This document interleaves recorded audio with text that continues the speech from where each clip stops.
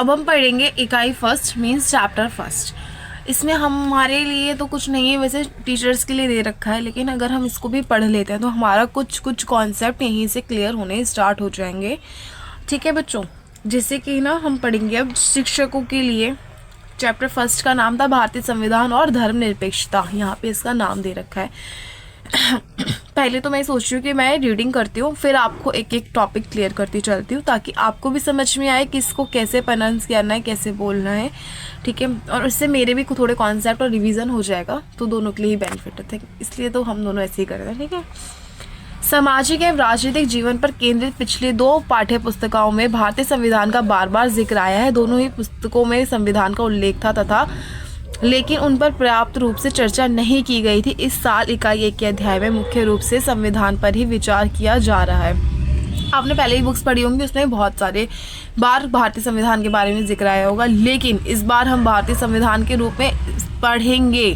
ठीक है, अध्याय 1 में सबसे पहले उन सिद्धांतों की चर्चा की गई है जिनमें उदारवादी संविधान का जन्म होता है। उदारवादी क्या होता है? उदारवादी वो होता है जैसे कि किसी चीज़ का उदार होना, अच्छा होना, कि उसकी अच्छाइयाँ क्या हैं। जिन विचारों के बारे में बात की जा रही है, बच्चे उनसे परिचित कराने के लिए 3 छोटे छोटे चित्रकथा पट भी दिए गए हैं। 3 कहानियाँ दी गई हैं। चैप्टर फर्स्ट की बात कर रहे हैं। इन कथा पटों में कक्षा के भीतर घटने वाली सामान्य घटना के जरिए तीनों और जटिल भूमिकाओं, मूलभूत सिद्धांतों मीन्स कंजेस्टिव प्रिंसिपल्स को समझाया गया है।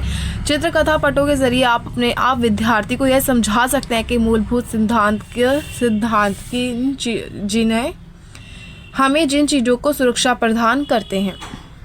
भारतीय संविधान की चर्चा एक ऐतिहासिक संदर्भ में प्रस्तुत की गई है। भारतीय संविधान की चर्चा एक ऐतिहासिक संदर्भ की प्रस्तुत की गई है, जिनका मकसद विद्यार्थियों को इस साल इस बात का एहसास कराना है कि हमारे उपनिवेशवाद विरोध संघर्ष में भारतीय लोकतंत्र पर कौन कौन महत्वपूर्ण प्रभाव पड़ा। पहली बात तो उपनिवेशवाद क्या होता है। जैसे कि आप सबको पता होगा, भारत पे इंग्लैंड ने आगे कब्जा कर लिया था, अंग्रेजों ने, है ना। किसी भी चीज़ को मार के उसको अपना बना लेना, उसकी चीज़ें निकाल लेना। ठीक है, हम फॉर एग्जांपल ले रहे हैं, उसे औपनिवेशवाद कहा जाता है। संविधान की चर्चा करते हुए हमें उनके कुछ मुख्य आयामों का व्याख्या करने के लिए नए और प्राय कठिन शब्दों का इस्तेमाल करना पड़ता है। इन शब्दों को पढ़ाते हुए इस बात का ध्यान रखें कि बच्चों को ये बात अगली कक्षाओं में विस्तार से पढ़नी है। हर टॉपिक को हमें नेक्स्ट ईयर में, जैसे कि आप 9th में जाओगे, उसमें आपको और डीपली पढ़ना पड़ेगा। इसलिए आपको यहाँ पे कहा गया है टीचर्स के लिए कि वो आपको अच्छे से पढ़ाएं कि औपनिवेशवाद क्या है, भारतीय संविधान क्या है, धर्मनिरपेक्षता क्या है। इसलिए यहाँ कोशिश की गई है कि बच्चे भारतीय लोकतंत्र में संबंधित इन आयामों के आधारभूत समझ ग्रहण कर ले। अध्याय 2 में धर्मनिरपेक्षता की चर्चा की गई है। धर्मनिरपेक्षता की सबसे प्रचलित परिभाषा इस पर आधारित है कि धर्म और राज्य दोनों ही एक दूसरे से अलग रख जाना चाहिए। यही इस परिभाषा को एक प्रस्थान बिंदु के रूप में देखा गया है। उसके आधार पर 2 जटिल विचारों की व्याख्या की गई है। पहला विचार इस बात की ओर संकेत करता है कि राज्य और धर्म बीच फासला क्यों महत्वपूर्ण है। इसको थोड़ा सा ऊपर कर दीजिए। और दूसरा इस बात पर जोर देता है कि भारतीय धर्मनिरपेक्षता ये कौन से खास पहलू हैं। राज्य और धर्म के बीच पृथक्करण की 2 महत्वपूर्ण कारण हैं। पहला कारण यह है कि धर्म एक दूसरे पर यानी अंतरधर्म इंटर रिलीजन वर्चस्व स्थापित नहीं होना चाहिए। दूसरी बात यह है कि धर्म के भीतर जो भी विभिन्न प्रकार के वर्चस्व स्थापित हो जाते हैं, यानी अंतरधर्म इंटर रिलीजन वर्चस्व का विरोध किया जाना चाहिए। उदाहरण के लिए यह अध्याय में हिंदू धर्म के भीतर छुआछूत का चलन की चर्चा की गई है। हाँ जी, ये बहुत इम्पोर्टेंट टॉपिक है, आप इसके बारे में आगे भी पढ़ेंगे। छुआछूत बहुत पुरानी प्रथा है। लोग कहते थे जो नीचे इंटरकास्ट काफ़ी नीचे जाति के लोग हैं, उनको छुआछूत का था कि वो नहीं छूने चाहिए, उन्हें छूना नहीं चाहिए, क्योंकि वो एक श्राप समझते थे। ऐसा कुछ था कि नहीं, ये लोग बहुत नीचे हैं, दलित हैं, इन्हें नहीं छूना चाहिए। इस प्रथा की वजह से ऊंची जातियों के लोग कुछ निचली जातियों के लोगों पर दबदबा कायम करने का मौका मिल रहा था। धर्मनिरपेक्षता का संस्थागत धर्म से विरोध है, और इसका मतलब यह है कि सोच धर्म के बीच और धर्म के भीतर स्वतंत्रता एक समानता का प्रोत्साहित करती है। इस अध्याय में दूसरा महत्वपूर्ण अवधारणा सवाल इस बात पर केंद्रित है कि भारतीय धर्मनिरपेक्षता की अनूठी विशेषता क्या है। भारतीय धर्मनिरपेक्षता राज्य को धर्म से अलग रखकर व्यक्तियों के धार्मिक स्वतंत्रता की रक्षा करती है, लेकिन यह अवधारणा धर्मों के भीतर सुधार की गुंजाइश भी पैदा करती है। मिसाल के तौर पर इसके जरिए छुआछूत और बाल विवाह जैसी कुरीतियों का उन्मूलन की दिशा में बढ़ा जा सकता है। फलस्वरूप धार्मिक समानता धर्मों के भीतर और धर्मों के बीच स्थापित करने के जरिए भारतीय धर्मनिरपेक्षता राज्य धर्मों को दूर करता है। पहले के टाइम पे आपने सुना होगा छुआछूत और बाल विवाह, और एक और था जिसका हस्बैंड मर जाता है, सती प्रथा, हाँ, जो कि अंग्रेजों ने ख़त्म करवाई थी। मीन्स करवाई तो उन्होंने नहीं थी, बट इनडायरेक्टली उनका भी हाथ था उसको ख़त्म करवाने के लिए कि अगर आपका हस्बैंड मर गया तो वो उसी चिता पे उसकी वाइफ को भी बिठा देते थे कि आप भी इसके साथ सती हो जाएं, तो आपको भी मतलब समझाते थे कि हाँ ये हो जाएगा वो हो जाएगा, आप भी मुक्त हो जाएंगी, ऐसे करके।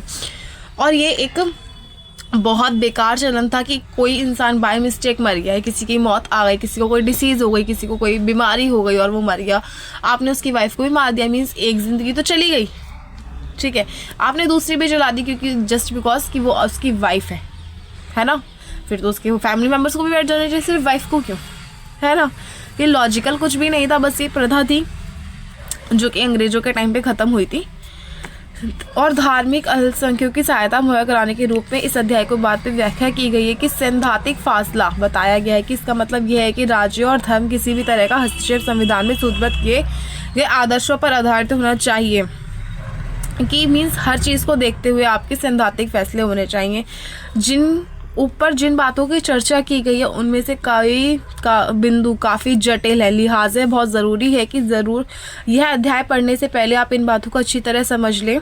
विद्यार्थी की तरफ से इस बारे में कई तरह के सुझाव आ सकते हैं और आपको सुझाव देने भी हैं, सिर्फ मैं पढ़ा रही हूँ, मेरे पढ़ाने का तभी फ़ायदा होगा अगर आप इसमें कमेंट करेंगे तो, कि सरकार और धार्मिक मामलों में दखल क्यों देना चाहिए या क्यों नहीं देना चाहिए। इसमें कोई संदेह नहीं है कि किसी भी तरह की चर्चा को ज़्यादा से ज़्यादा प्रोत्साहित किया जाए, लेकिन यह चर्चा एक सीमा के भीतर ही रहे ताकि धार्मिक अल्पसंख्यकों के बारे में बच्चों के जहन में मौजूद प्रचलित रूढ़ छवियाँ और मजबूत ना होने लगें। देखो अब मैं इसका एक सिंपल सा ओवरव्यू देती हूँ। ये टीचर्स के लिए बेसिकली बनाया गया था, जैसे इन्होंने मेंशन भी किया है। भारतीय संविधान धर्मनिरपेक्षता, हमें तो संविधान की ज़रूरत क्यों पड़ी, इन्होंने ये बताया है कि हमें कुछ चीज़ों को सैद्धांतिक फैसला या फैसले ऐसे लिए हैं इन्होंने कि उनसे सबका हित है, किसी को भी नेगेटिव नहीं है। अगर अभी भी आज के टाइम पे भी मुझे कमेंट करके बताना, 2025 का लास्ट ईयर चल रहा है, ये लास्ट मंथ चल रहा है, तो अब एक चीज़ बताओ, आज के टाइम पे भी अगर छुआछूत को माना जाता तो क्या ही आप बच्चे क्लास में बैठकर एक दूसरे का लंच शेयर कर सकते थे, एक दूसरे की कॉपी शेयर कर सकते थे? क्या क्लास में सारे बच्चे बैठ के एक साथ, जैसे कि हम मान लेते हैं कि ऊंची जाति वाले बच्चे अलग बैठते और नीची जाति वाले बच्चे अलग बैठते, तो क्या वो सबके लिए समानता थी? क्या वो न्याय था? नहीं था तो क्यों नहीं था, और है तो क्यों है ना। यही समझाया गया इस पूरे पेज में कि आपको इसमें क्या अच्छा लगा, क्या अच्छा नहीं लगा। और अगर अभी भी सती प्रथा होती है ना, और एक चीज़ और थी छुआछूत और बाल विवाह, कि अभी भी अगर 12-13 साल की लड़की का विवाह हो जाता या 12-13 साल के लड़के का विवाह हो जाता, तो क्या हम लोग आज की जनरेशन इतनी ज़्यादा पढ़ी लिखी और इतनी ज़्यादा समझदार मीन्स हम अपने फ़ैसले खुद ले सकते हैं, हमें पता है कि हमें 12th में साइंस साइड चाहिए या आर्ट्स चाहिए, हम अपने फ़ैसले ले पाते? क्या हम अपने आप को खुद को एनालाइज करके समझ पाते हैं कि हमें मैथ्स में ज़्यादा इंटरेस्ट है, हमें साइंस में ज़्यादा इंटरेस्ट है? आप लोग कमेंट करना। Thank you so much. अब नेक्स्ट वीडियो में हम इसका चैप्टर स्टार्ट करेंगे, भारतीय संविधान, किस देश के संविधान की जरूरत क्यों पड़ी। So thank you, bye bye students.